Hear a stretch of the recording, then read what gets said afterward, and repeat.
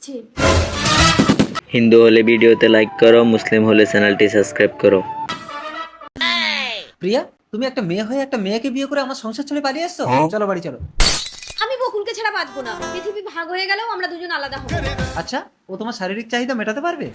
আমি শারীরিক চাহিদা চাই না, আমার মনের চাহিদা মিটলেই হবে। তুমি কিন্তু ভুল করছো প্রিয়া।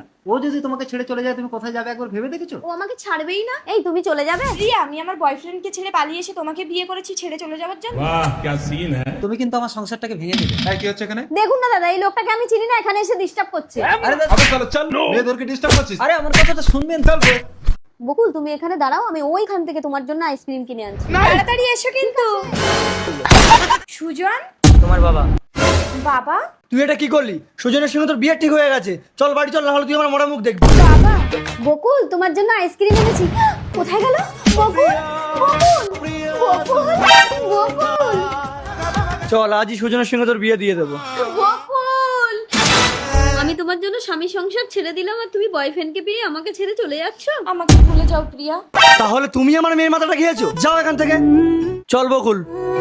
তুমি তো আমাকে ছেড়ে চলে যাচ্ছ বকুল, আমি কোথায় যাব? বাড়ি চলো প্রিয়া। স্বামী।